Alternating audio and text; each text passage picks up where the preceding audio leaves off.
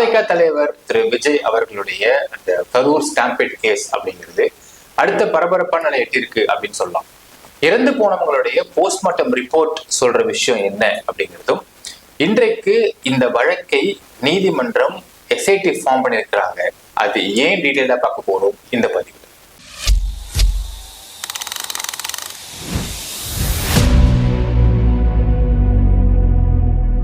அன்பார்ந்த மக்களுக்கு வணக்கம். நான் உங்கள் கார்த்திக் பிள்ளை அண்ட் வெல்கம் டு தி கேடி. தாவேகா தலைவர் விஜய் அவர்களுடைய கரூர் ஸ்டாம்பேட் கேஸ்ல நாம் ஒரு வார்த்தை சொல்லியிருப்போம் மக்களுக்கு. என்னன்னா, அங்க உங்க கேடர்ஸ் இறந்து போயிட்டாங்க, நீங்க இங்க இருந்து தப்பிச்சு ஓடுறீங்க, நீங்க ரெஸ்பான்சிபிலிட்டி எடுத்துக்காம இருக்கீங்க, நீங்க என்ன தலைவர்? நீங்க ஒரு ரெஸ்பான்சிபிலிட்டி எடுத்துக்காம இருக்கக்கூடிய திரு விஜய் என்ன மாதிரி தலைமை பண்பை காட்டுறாரு?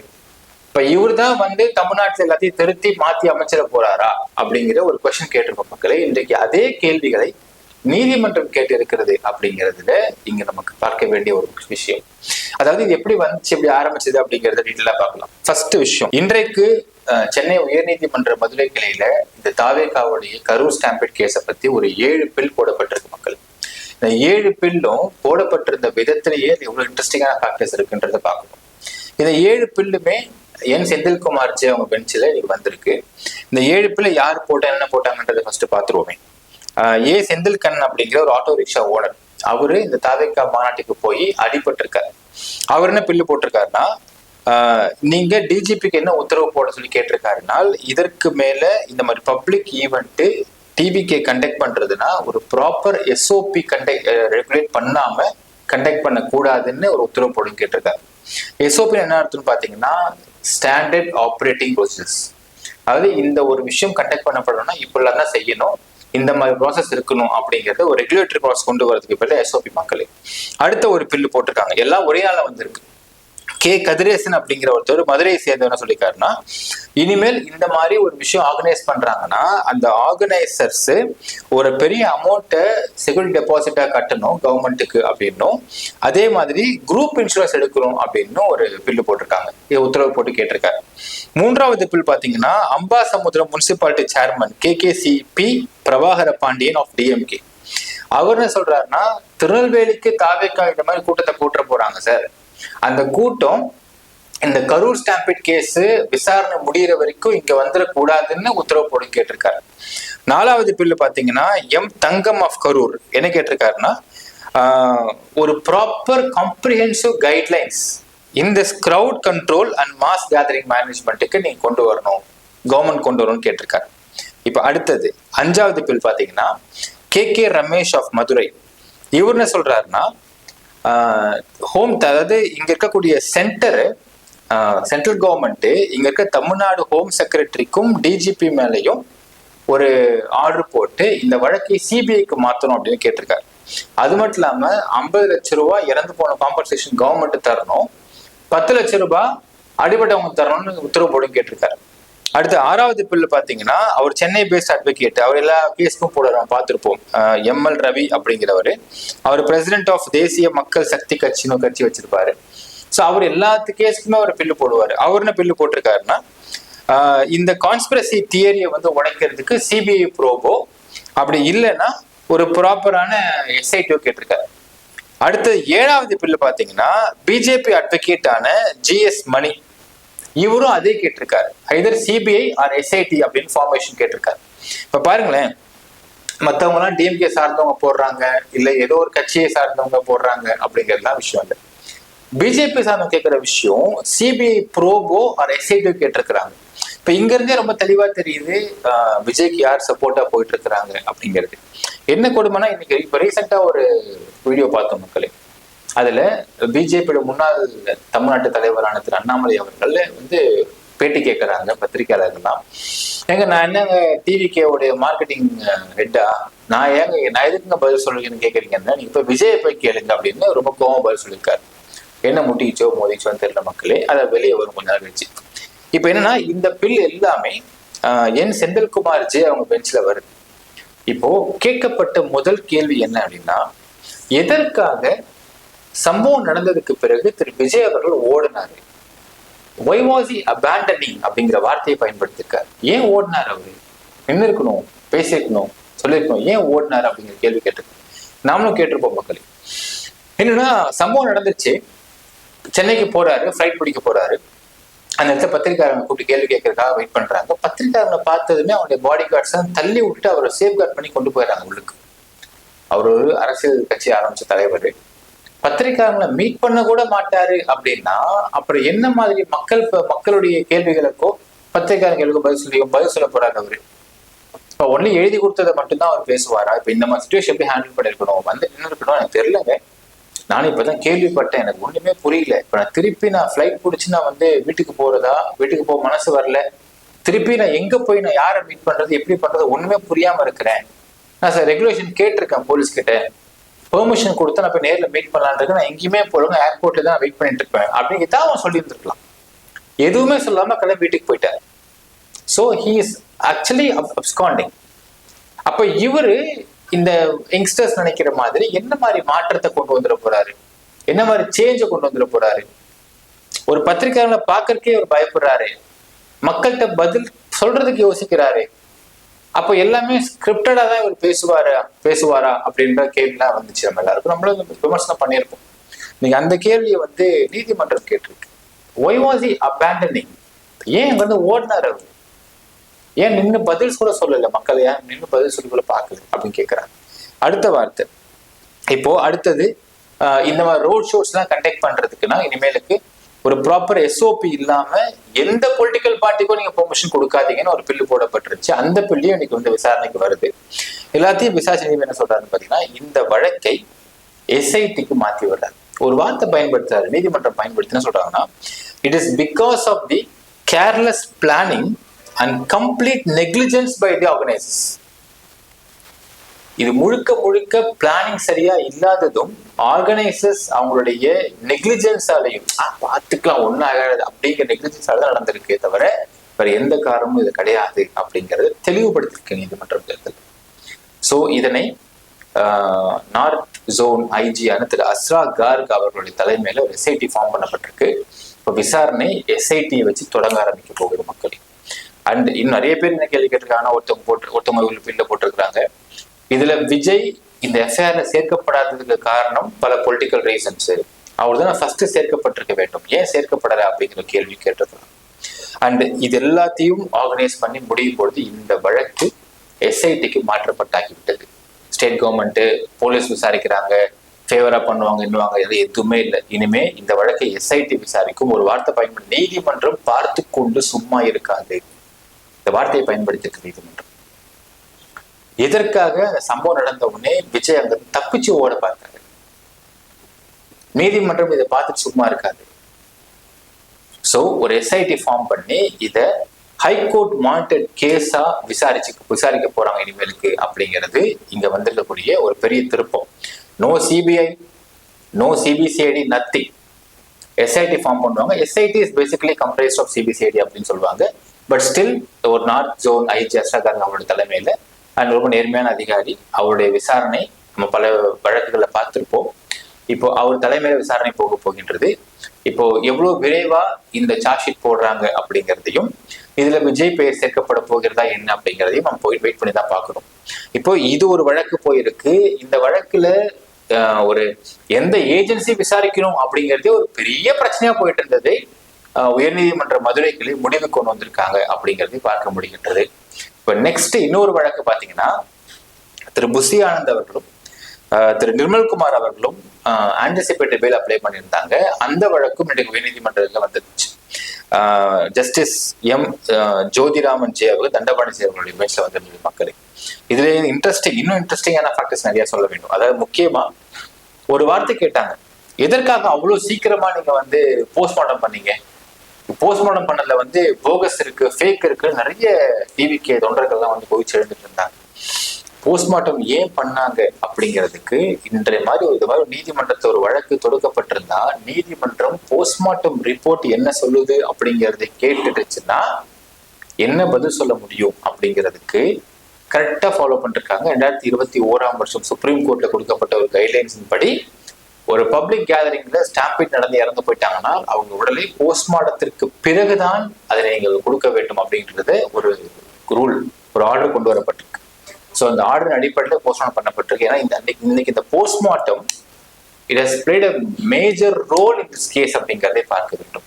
அதாவது என்னென்ன வழக்கு ஃபர்ஸ்ட் போடப்பட்டிருக்கு அப்படிங்கிறதை ஃபர்ஸ்ட் பார்க்க விடுவோம் மக்களே. BNS 105 கல்பபிள் ஹோமிசைட், அதாவது உயிர் போவதற்கு நிகரான ஒரு விஷயத்தை செய்வது, ஒரு சம்பவத்தை ஆக்ட் செய்வது. BNS 110 சேம், உயிர் போவதற்கு நிகராக இல்லாமல் ஒரு விஷயம் செய்வது. ரெண்டு செக்ஷன்ஸும் போட்டிருக்காங்க இதுல. அடுத்தது BNS 125B, ஒரு ஆக்ட், அந்த ஆக்டின் மூலியமாக மனிதனுடைய சேஃப்டியை கேள்விக்குறியாக்குவது அப்படிங்கிற செக்ஷன் போட்டிருக்காங்க. அடுத்து BNS 223 disobedience of order by the public servant. So public servant கொடுக்குற ஒரு ஆர்டர் டிஸ்ஒபே பண்றதும் ஒரு செக்ஷன் போடப்பட்டிருக்கு. அடுத்தது தமிழ்நாடு பப்ளிக் ப்ராப்பர்ட்டி ஆக்ட் 1992 போட்டிருக்கிறாங்க BNS 3. ஸோ இந்த அனைத்து செக்ஷன்ஸும் போடப்பட்டிருக்கு. பெட்டிஷனர்ஸ் கவுன்சில் என்ன வாதாடுறாங்கன்றத பாருங்க. ஃபர்ஸ்ட் பாயிண்ட், எங்க நிர்வாகிகளை நாங்களே கொல்ல பார்ப்போமா? First point. அடுத்த பாயிண்ட், இங்க போலீஸ் சரியா கிரௌட மேனேஜே பண்ணல, போலீஸே இல்லை அங்க சுத்தி பார்க்கும் பொழுது. Second point. Third point, permission 3 மணில இருந்து 10 வரைக்கும் நாங்க வாங்கியிருந்தோம், அவரு 7-7:30 மணிக்கு வந்துட்டாரு. Third point. Fourth point, proper protection police கொடுக்காதனாலதான் இந்த ஸ்டாம்பீட் ஏற்பட்டுருச்சு அப்படின்ற பாயிண்ட். ஃபிஃப்த் பாயிண்ட், ரவுடிகள்லாம் உள்ள இருந்தாங்க, அவங்க ஸ்ப்ரே அடிச்சாங்க, அதனால கத்தி மேட்ல கொண்டு வர முட்டாங்க பொழுது, ஏன்னு தெரியல, ஸ்ப்ரே அடிச்சாங்க. ஏன்னா கத்தி மேட்டருக்கு இங்க தெளிவுபடுத்திட்டாங்க, இப்படி கத்தியால பிடிக்கப்பட்டிருந்தால் யார் ஹாஸ்பிட்டல் இருக்காங்க அப்படிங்கிற லிஸ்ட் கூட கேட்டுருவாங்க இல்லைங்களா. ஸோ எவிடன்ஸா அது மாட்டிக்கொண்டதுனால ஸ்ப்ரே அடிச்சிட்டாங்க அப்படின்ட்டாங்க. ஸ்ப்ரே அடிச்சதுனால மயக்கம் போட்டு விழுந்துட்டாங்களா, மயக்கம் போட்டு விழுந்ததுனால ஸ்டாம்பீட் ஏற்பட்டுருச்சான். அது ஒண்ணு. லத்தி சார்ஜ் போலீஸ் பண்ணாங்க, ஸோ அதனாலதான் அவங்க நகர்ந்து ஓடினதுனால கீழே விழுந்துட்டாங்க, கீழே இறந்து போயிட்டாங்க அப்படிங்கிற மாதிரி ஒரு வார்த்தை கொடுத்துருக்காங்க. முன்னாடி போலீஸ் இல்லைன்னு சொன்னாங்க, இப்போ லத்தி போலீஸ் பண்றாங்கன்னு வார்த்தை விட்டுருக்காங்க. ரெண்டுமே கான்ட்ரவர்சியல் பண்ண கொடுத்துருக்காங்க இந்த இடத்துல. அடுத்தது, எந்த பப்ளிக் ப்ராப்பர்ட்டியுமே இங்க சேதப்படுத்தப்படவே இல்லை, அப்புறம் எதுக்காக இங்க பப்ளிக் ப்ராப்பர்ட்டி ஆக்ட் போட்டிருக்கிறாங்க அப்படின்னு அடுத்த கேள்வி கேட்டிருக்கிறாங்க. அடுத்தது, மிக முக்கியமான விஷயம் என்னன்னா, இது எல்லாத்துக்குமே காரணம் போலீஸ் ரெகுலேஷன் ப்ராப்பரா இதாதான் எல்லாத்துக்குமே காரணம் அப்படின்னு சொல்லிட்டு இப்ப இவங்களுடைய ரெஸ்பான்சிபிலிட்டி அவங்க பார்க்கணும் இல்லைங்களா. அதாவது நாம சொல்றோம், புஷி ஆனந்த் அவர்கள்லாம் முன்னாள் எம்எல்ஏவா இருந்திருக்கிறாரு. பாண்டிச்சேரியில புஷி ஸ்ட்ரீட் அப்படிங்கிற ஒரு தெரு தான் அங்க ஒரு தொகுதிக்கு எடுத்துட்டு பாத்தீங்கன்னா அந்த தெருவுக்கு அவர் எம்எல்ஏவா இருந்திருக்காருச்சுக்கோங்களேன். ஒரு பாண்டிச்சேரி மாதிரி ஒரு சின்ன இடத்துல ஒரு எம்எல்ஏவா இருந்தவரை கூட்டிட்டு தமிழக வெற்றி கழகம் அப்படிங்கிற ஒரு கட்சியோட பொதுச்செயலாளரா அவரை போட்டிருக்கிறாங்க அப்படிங்கிறது எந்த அளவுக்கு அவரால் இந்த விஷயத்த மேனேஜ் பண்ண முடியும், எப்படி டிசிப்ளின் கொண்டு வர முடியும், எப்படி ஆர்டர் கொண்டு வர முடியும், அவளை பண்ண முடியாது அப்படிங்கிறத அவன் ஃபர்ஸ்டே நம்ம சுட்டி காட்டியிருப்போம். இது ஒரு புறம் இருக்க. இன்னொரு புறம் பாத்தீங்கன்னா உங்களுக்கு திரு விஜய் அவர்களுடைய அப்பாவான திரு எஸ்எஸ் என்ன பேசியிருப்பாருன்னா, கூட இருக்கக்கூடிய புஷி ஆனந்த் மாதிரி ஆட்கள்லாம் அவளை ஏமாத்துறாங்க. அதுக்கு ஒரு எக்ஸாம்பிள்லாம் இன்சிடென்ட் கோட் பண்ணியிருப்பாருன்னா, ஏதோ ஒரு ஃபங்க்ஷன் நடத்தணும், கட்சி சார்ந்த ஃபங்க்ஷன் நடத்தணும், அதுக்கான ஒர்க்ஸ் எல்லாம் பண்ணிட்டு இருக்காரு ஆனந்த். அது பண்றப்போ ஒரு பெஞ்ச் இருக்கு, அந்த பெஞ்ச்ல இதை தம்பி இங்க வாடா, இந்த போன் எடுத்துக்கோ, கேமரா ஆன் பண்ணிக்கோ, அந்த பெஞ்ச்ல படுத்து தூங்குற மாதிரி தூங்கிட்டு இருக்கேன், ஒரு போட்டோ எடு சொல்லியிருக்காராமா. போட்டோ எடுத்த உடனே அதை கொடுத்துட்டு அதை உடனே டேக் பண்ணி, இவர் டேக் பண்ணாம வேற டேக் பண்ண வச்சு Bussy Anand sleeping on the table அப்படின்னு போட்டு அமைச்சு டேக் பண்ணி விஜய்க்கு அனுப்பி. இப்ப விஜய் இதை பார்த்தா, அடடா நம்மளுடைய கோச்சர் அதை பாருங்கப்பா, பெஞ்சில் படுத்து தூங்கிட்டு இருக்காரு, என்ன சின்சியர் பர்சன், ஐயோ பாவம் அப்படின்னு நினைக்கணும்னு எதிர்பார்க்கறதுக்கு இந்த வேலைலாம் ஆனந்த் பார்த்துட்டு இருக்காரு அப்படின்றத எஸ்எஸ்சி அவர் சுட்டி காமிச்சிருப்பாரு. இப்போ இவரெல்லாம் இந்த கிரௌட மேனேஜ் பண்றதுக்கும் இந்த இவ்வளவு பெரிய கட்சியை உருவாக்கப்பட்டிருக்கு, இந்த கட்சிக்கு ரெஸ்பான்சிபிள் எடுத்துக்கிறதுக்குமே இவர் தகுதியானவரா அப்படின்னு ஒரு கேள்வி கேட்டிருப்போம். இப்ப தகுதியானவரா இல்லையான்றத அடுத்த பாயிண்ட் அவங்க முன் வச்ச பாயிண்ட் நான் சொல்றேன் பாருங்க. நாங்க ஆர்கனைசர்ஸ் கிடையாது, திரு ஆனந்த் சொல்றாரு, நிர்மகுமார் சொல்றாங்க, நாங்க ஆர்கனைஸ் கிடையாது, நாங்களாம் ஸ்டேட் லெவல் இன்சார்ஜஸ், நாங்க ஆர்கனைஸ் நாங்க பண்ணல, எங்க மேல வழக்கு போடுறது நியாயமா இருக்கு, ஆர்கனைஸ் பண்ணவங்கள மேல வழக்கு போட்டுக்கோங்க, அரெஸ்டும் பண்ணிட்டீங்கல்ல, எங்க மேல ஏன் வழக்கு போடுறீங்க அப்படின்னு ஒரு கேள்வி கேட்டிருக்காங்க. அடுத்த வார்த்தை அங்க செருப்பு பறந்து வந்துச்சு அப்படின்னு கேட்கணும்னு சொல்லியிருக்காங்க. சரி, இப்ப அடுத்தது யோசிச்சு பாருங்க மக்களே, ஒரு கட்சியில ஒருத்தவன் நம்பி நிர்வாகியாவோ தொண்டராவோ ஏன் போவான்? அதுவும் டிவிகே கட்சியில பாத்தீங்கன்னா நிறைய யங்ஸ்டர்ஸ் சொல்றாங்க எனக்கு காப்பாத்திடுவாரு, தமிழ்நாட்டை வந்து ஜப்பான் ஆக்கிடுவாரு, சைனா ஆக்கிடுவாருன்னு நிறைய பேர் பேசிட்டு இருக்காங்க. இந்த வீடியோஸ் தான் பார்த்துட்டு இருந்த மக்களே. அது அவர் தெரியல, அறியாமையில பேசுறாரு. ஏங்க விஜய் வந்து ஜப்பான்ல படிச்சவருங்க. அவர் சொல்றாரு விஜய் ஜப்பான்ல படிச்சவருங்க, அவர் எவ்வளவு விஷயம் தெரிஞ்சுக்காரு தெரியுங்களா, அவர் தமிழ்நாடு ஜப்பானா மாத்திடுவாருங்க அப்படின்னு ஒரு வயசானவர் பேசிட்டு இருந்தாரு. அவருக்கு என்னன்னு தெரியாம பேச வச்சுக்கோங்களேன். இந்த மாதிரி பிம்பத்தை எல்லாம் ஏற்படுத்தி இதை ஜப்பானா மாத்திடுவாங்க, சிங்கப்பூரா மாத்திடுவாங்க அப்படின்னு பேசிட்டு இருக்காங்க. ஆனா ஒரு சம்பவம் நடந்துருச்சு அப்படின்னா, என்ன அரெஸ்ட் பண்றாதீங்கயா, அவன் தான் ஏன் பண்ணான், அவன் அரெஸ்ட் பண்ணி தூரத்துக்கு போட்டுங்க, என்ன விட்டுருங்கயா அப்படிங்கிற ஒரு நிர்வாகி நீதிமன்றத்துல சொல்றாரு அப்படின்னா, அப்ப இந்த நிர்வாகியை நம்பிதான் நீங்க கட்சியை போய் சேர்ந்தீங்களாப்பா? நீங்க நிர்வாகியா அங்க போய் நின்னீங்களா? நீங்க தொண்டனா போய் நின்னீங்களா? அப்படின்ற ஒரு கேள்வி நான் முன்வைக்கிற இடத்துல யோசிச்சு பாருங்க மக்களே. அதாவது நான் பண்ணலங்க, அவன் தாங்க பண்ணான், என்ன விட்டுருங்க அப்படின்னா, அப்போ உங்க கட்சி கட்டமைப்பே இல்லைன்ற ஒத்துக்கிறீங்களா? நீங்க ஒரு கட்சியில யார் அந்த இடத்துல நிக்கணும், யார் நிக்க கூடாது, யார் அந்த இடத்துல முன்னிறுத்தப்படணும், நிறுத்தப்படக்கூடாது அப்படிங்கிறத கட்சி தலைமை வரைக்கும் முடிவெடுக்கப்பட்டு அதை பின்பற்றுறது தான் ஒரு கட்டமைப்பு உள்ள கட்சிக்கான உதாரணம். அப்போ நான் ஆல்வேஸே பண்ணலையா, நான் விட்டுறீங்க, அவனையா பண்ணான், ஆசனை உறுதிக்கு போட்டுறீங்க அப்படின்னு ஒரு பொதுச்செயலாளர் சொல்றாரு, வினோத்குமார் அவர் சொல்றாரு அப்படின்னா, அப்ப எந்த அளவுக்கு அவங்க எஸ்கேப் ஆக பாக்குறாங்க அப்படிங்கிறதும், இந்த கட்சியை நம்பியா நீங்க நிர்வாகியா போய் நின்று வேலை பார்த்தீங்க அப்படிங்கிறதும் நீங்க கேள்விக்குள்ளாக்கப்படுது. அப்புறம் இப்போ ஸ்டேட் கவுன்சில் என்ன சொல்றாங்க பாத்தீங்கன்னா, பிபி என்ன சொல்லியிருக்காருன்னா, ஃபர்ஸ்ட் வந்து இது இந்த இடத்துல விசாரிக்கப்படக்கூடிய விஷயம் இல்லை. ஏன்னா அவர் வந்து ஒரு முன்னாள் எம்எல்ஏ. ஸோ ஒரு முன்னாள் எம்எல்ஏவோ இன்னாள் எம்எல்ஏவோ ஒரு வழக்கு வருகிறது என்றால் அந்த வழக்கை வந்து special court, MLA MP court தான் விசாரிக்கப்பட வேண்டும் அப்படிங்கிற வார்த்தையை முன்வைக்கிறாங்க கவர்மெண்ட் கவுன்சில். அடுத்த வார்த்தை என்ன சொல்றாங்கன்னா, அவங்களும் இதற்கு ரெஸ்பான்சிபிள், அவங்க ரெஸ்பான்சிபிள் இல்லைன்னு தட்டி கழிச்சுட்டு போக முடியாது. ஏன்னா நீங்க கிரௌட இருந்துச்சு, நீங்க சொல்றீங்க கிரௌட் அதிகமா போய் இருந்துட்டு இருந்துச்சு, அந்த கிரௌடை கட்டுப்படுத்த புஷி ஆனந்தும் அவங்க ஸ்பாட்ல இருக்காரு, வேன்குள்ள இருக்காரு, பஸ்ஸுக்குள்ள இருக்காரு, திரு விஜயும் பஸ்ஸுக்குள்ள இருக்காரு, பஸ்ஸுக்கு மேல நிற்கிறாரு, ஆதவர்ஜா இருக்கிறாரு, நிர்மல்குமார் இருக்கிறாரு. யாராவது மேல வந்து மைக்க பிடிச்சியோ உட்காரு தம்பி கீழே வா, ஏறாத, மேல ஏறிட்டு இருக்க. நான் பார்த்துப்போம் மக்களே, நிறைய பிரச்சார கூட்டங்கள் பார்த்திருப்போம், டிவில வீடியோஸ்ல பார்த்திருப்போம். கிட்டத்தட்ட எல்லா பிரச்சார கூட்டங்களிலுமே மேக்சிமம் விஜயகாந்த் அவர்களை பார்த்திருப்போம், திரு மோடி அவர்களை பார்த்திருப்போம். நிறைய இடங்கள்ல பாத்தீங்கன்னா தம்பி கீழே இறங்க, குனி இங்க வா, ஏன் அங்க போற, மேல ஏற, கீழே வான்னு கத்திட்டே இருப்பாங்க. அந்த மாதிரி ஒரு ரெகுலேஷன் கூட நீங்க பண்ணல ஸ்பாட்ல அப்படின்னா அப்போ உங்க ரெஸ்பான்சிபிளே இல்லையா அப்படின்ற கேள்வியை அரசு தரப்பு வக்கீல் முன் வச்சிருக்காரு. அடுத்த பாயிண்ட் சொல்றாரு, இது ஒரு பொலிட்டிக்கல் ஸ்ட்ராட்டஜி, கூட்டம் அதிகமா நிக்குது வருதுன்ற காட்டுறது ஒரு பொலிட்டிக்கல் ஸ்ட்ராட்டஜி, அதனாலதான் இதை பண்ணிருக்காங்க அப்படின்னு சொல்றாரு. அடுத்த வார்த்தை நீதிமன்றம் கேட்குது, சரிங்க இவர் வந்து ஸ்ப்ரே அடிச்சாரெல்லாம் சொல்லி போட்டிருக்காங்க, what is the postmortem report says? Postmortem சொல்கிறது 41 பேர்ல பெரும்பாலானவர்கள் இறந்தது டியூ டு டீஹைட்ரேஷன், மற்ற சொச்சம் பேர் இறந்தது டியூ டு ஆஸ்பிக்சியா. தண்ணி இல்லாம தாகத்துக்கு தண்ணி கொடுக்க முடியாம, தண்ணி குடிக்கிற தண்ணி இல்லாம, அங்கிருந்து வெளியே வந்து தண்ணி குடிக்கிற முடியாம கிரௌடு வந்து ஃபுல்லா அடைச்சிட்டு இருந்த காரணத்தினால உடல் மயங்கி டீஹைட்ரேஷனால மயக்கம் ஏற்பட்டு அவர்கள் விழுந்து விட்டார்கள் அப்படின்னு இங்க போஸ்ட்மார்ட்டம் ரிப்போர்ட் தெளிவுபடுத்திருக்கு. மீதி உள்ளவர்கள் இறந்தது எப்படி அப்படின்னா நெஞ்சில மிதிப்பட்டு இறந்து போயிருக்காங்க. நாம் பார்த்திருப்போம் மக்களே, ஒரு மரக்கிளை மேல வந்து நின்று பார்த்துட்டு இருந்திருக்காங்க. இப்போ விஜய் அவர்கள் இந்த மரக்கிளை மேல நின்று பார்த்துட்டு இருக்காரு அப்படிங்கறத அவ்வளவு பெரிய பஸ்ஸுக்கு மறந்து பார்த்தா ஈஸியா பார்த்திருக்க முடியும், பார்த்திருப்பார். அப்போ தம்பி ஏன் மரத்து மேல நின்று இருக்க, எல்லாம் கீழே இறங்கு, மொத்தமா கீழே இறங்கு, ஏன் மேல நின்று இருக்க, கீழே போ அப்படின்னு ஒரு வார்த்தை அவர் சொல்லு. ஏன்னா அவர் வந்து ஸ்டேட், அவர் தான் வந்து கட்சியின் தலைவர், அவர் சொல்ல மாட்டாங்க, ஏன்னா அவங்க ரெஸ்பான்சிபிலிட்டி கிடையாது. அதான் கோர்ட்டு சொல்லிருக்காங்க, we are not responsible my lord, ஒரே வார்த்தை. நாங்க அவினஸே கிடையாது, இல்லை நாங்க வருவோம், சொல்லி கொடுத்த பேசுவோம், போயிடுவோம், நாங்க எதுவும் பேச மாட்டோம் மற்றபடி அப்படின்னு சொல்லிடுறாங்க. இதுதான் அவங்களுடைய கட்சியின் கட்டமைப்பை நம்ம புரிஞ்சுக்கணும் மக்களை. சோ அந்த மரத்துல கிளை உடஞ்சி அது விழுந்தது ஜெனரேட்டர் மேல விழுந்திருக்கு. அங்க ஒரு பக்கத்துல ஒரு குழி, அந்த குழி மேலேயும் உள்ள ஊத்திருக்காங்க. அப்படி பல பேர் மிதிப்பட்டு இறந்து போயிருக்கிறாங்க, ஆஸ்பிக்சியா. பெரும்பாலான இறந்து போனதுக்கான காரணம் டீஹைட்ரேஷன்.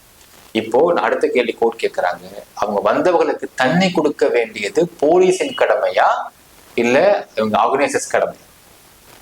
நான் நீதிமன்றம் கேட்டிருக்கேன் இந்த கேள்வி. அதற்கு இவங்க சொல்றாங்க, இல்ல நாங்க ஆர்கனைசர்ஸ் கிடையாது, நாங்க state level in-charges, organiser arrest பண்ணிட்டாங்க, நாங்க பண்ணல அப்படிங்கிறாங்க.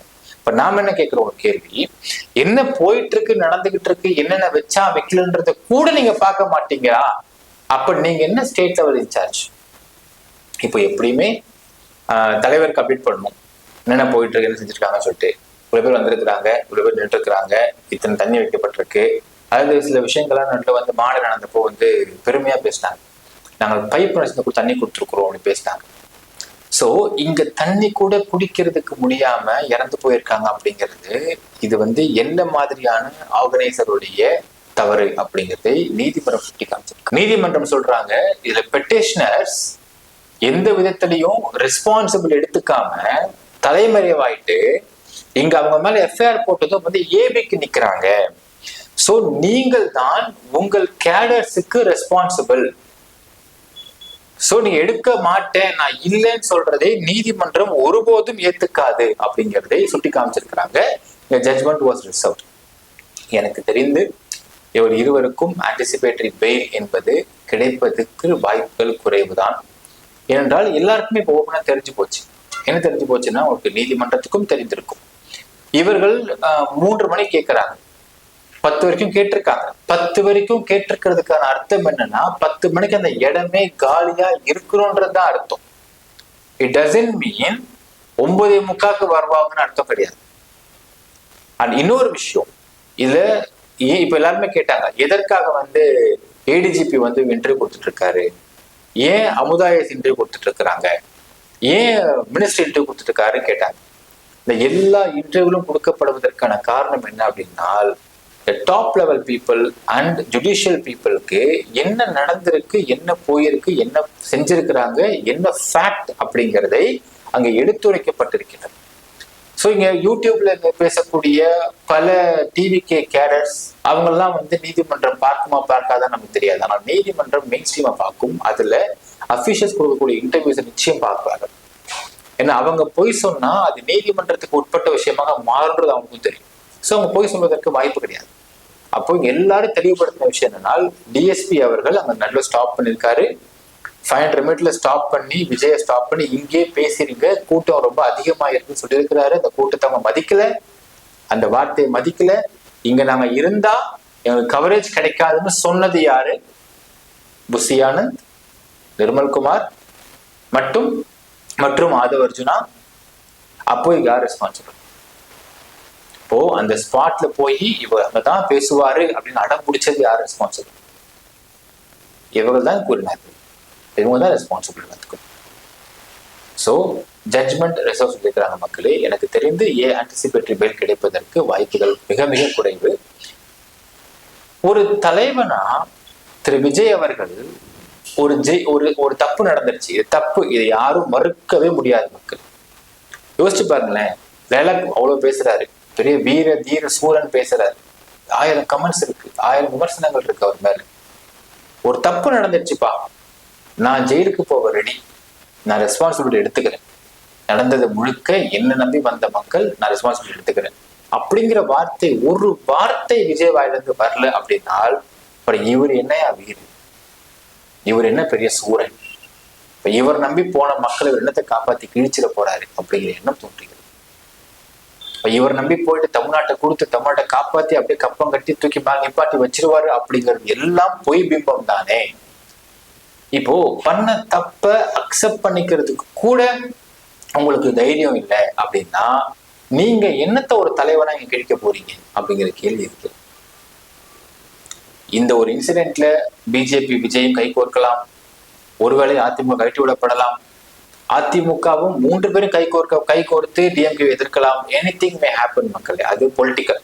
ஆனால் இங்க ஒரு விஷயம் தெளிவாகி போச்சுன்னு பாத்தீங்கன்னா, திரு விஜய் அவர்கள் இங்க சொல்லக்கூடிய அத்தனையும் டயலாக்ஸ் மட்டுமே. நான் வந்து பயங்கரமான வீரன், நான் அதை பண்றுவேன், இதை பண்றுவேன், நான் அப்படியே கப்ப கட்டிடுவேன், கிழிச்சிடுவேன் சொல்றது அத்தனையும் டயலாக்ஸ் மட்டுமே. ஒரு பிரச்சனைன்னு வந்துருச்சுன்னா அந்த பிரச்சனையை ஃபேஸ் பண்றதுக்கும் எப்படி ஃபேஸ் பண்ணணும் அப்படிங்கிறதும் என்ன மாதிரி இந்த பிரச்சனை டேக்கிள் பண்ணும் அப்படிங்கிறது ஒண்ணுமே தெரியாத ஒரு நபர் தான் விஜய் அப்படிங்கிறதும், கூட இருக்கிறவங்க அதற்கு மேல பயந்தவங்களா இருக்கிறாங்க அப்படிங்கிறதும். எங்க ஜெயிலுக்கு போக ரெடியா இருக்கு டக்குன்னு. அரசியல் தலைவர் தானே, என்ன போன ரேப் பண்ண ஜெயிலுக்கு போக போறீங்க? இல்ல ஒரு கட்சி தலைவர் தப்பு நடந்துருச்சு, நான் ஜெயிலுக்கு ரெடியா இருக்கேன்னு சொல்றதுக்கு உங்களுக்கு என்ன கவலை போறீங்க? இப்ப நீங்க என்னத்தை கிழிச்சிட்டு போறீங்க இந்த நாட்டுல வந்து? What change you going to make in this state? Nothing. இப்ப வெறுமனே ஸ்டார்டம் அப்படிங்கிற ஒரே ஒரு விஷயத்த மட்டும் வச்சுக்கிட்டு நான் இங்க வந்து மக்களை ஏமாத்தி ஓட்டு வாங்க போறேன் அப்படிங்கிறதுல ரொம்ப தெளிவா இருந்துக்கிறாங்க டிவிகே அப்படிங்கிறதும். இன்றைக்கு அந்த தெளிவு உடைக்கப்பட்டிருக்கு நீதிமன்றத்திலே அப்படிங்கிறதும். தான் சொந்த நிர்வாகியே காட்டி கொடுத்து எப்ப என்ன விட்டுருங்கய்யா, அவரை அரெஸ்ட் பண்ணி உள்ளுத்துக்கு போட்டுங்க, என்ன விட்டுருங்கய்யா அப்படின்னு ஒரு பொய்ச்சல பேசிட்டு இருக்காரு, ஒரு நிர்மல்குமார் அவர்கள் பேசிட்டு இருக்காரு அப்படின்னா, அப்ப இவர்களை நம்பி கட்சிக்கு போயிருக்கக்கூடிய ஆட்கள் யோசிச்சு பாருங்களேன். ஒரு தலைமையில இருந்து ஒரு வார்த்தை வராமலா வந்து அந்த மாநில கூட்டத்தை விட்டுருப்பாரு. யோ கூட்டம் வரட்டும் முடியா, தலைவர் வரும்போது கூட்டம் பிச்சுக்கணும் அப்படியே அப்படியே ஆளுங்கட்சி பார்த்து மரணயா. இந்த வார்த்தையை புஷி ஆனந்தோ, நிர்மல்குமார் அவர்களோ இல்ல ஆதவ் அர்ஜுன் அவர்களோ கொடுக்காமலா ஒரு மாநில அந்த கூட்டத்தை வந்து விடுறாரு? யோசிச்சு பார்க்க வேண்டும் மக்களே. இவர்களை நம்பி அரசியல இறங்கினவங்களுக்கு இந்த நீதிமன்றத்துல வந்த இந்த உரையாடலும் இந்த ஒரு ஆர்கியூமெண்ட்டும் தான் ஒரு மிகப்பெரிய சாட்சி. எப்படி கவுத்து விட்டுருவாங்க அப்படிங்கிறதுக்கு ஒரு பெரிய உதாரணம் இங்க பார்க்கிறோம். அதாவது மற்ற கட்சிகளை குறை சொல்கிறார்கள், எல்லா கட்சியும் இப்படிதான் இருக்கும், நான் ஒத்துக்கிறேன், இல்லைன்னு சொல்ல மறுக்கல. ஆனால் தன் சொந்த கட்சிக்காரனை காப்பாத்தாம தப்பு நடந்துருச்சு அப்படிங்கிறதுல சொந்த கட்சிக்காரனை காட்டி கொடுத்து நான் மட்டும் எஸ்கேப் ஆகணும்னு நினைக்கக்கூடிய தலைவனை நம்பி எப்படியா ஒரு நபர் போய் நிற்பான் அப்படிங்கிற கேள்வி நாங்க முன்வைக்க ஆசைப்படுற மக்களே. ஸோ தாவேக்காவோட நிர்வாகிகள் கொஞ்சம் ஜாக்கிரதையா இருங்க. நாளைக்கு ஏதாவது ஒரு இஷ்யூ அப்படின்னா இவங்களை உங்களை காட்டி கொடுத்து விட்டு உங்களை பலியாட ஆக்கி விட்டு இவங்க எஸ்கேப் ஆயிட போறாங்க அப்படிங்கிறதும், எஸ்கேப் ஆயிடுவாங்க அப்படிங்கிறதும் இந்த ஒரு நீதிமன்ற உரையாடல நமக்கு வந்து விமர்சனமா நமக்கு வந்து விமர்சையா நமக்கு வந்து தெரிஞ்சு போயிடுச்சு இந்த இடத்துல. So we have to be careful அப்படிங்கிறதை தாவேக்கா நிர்வாகிகள் கொஞ்சம் மைண்ட் எடுத்துக்குவாங்க. நினைக்கிறதை கமெண்ட்ல மென்ஷன் பண்ணுங்க மக்களே. நன்றி, வணக்கம்.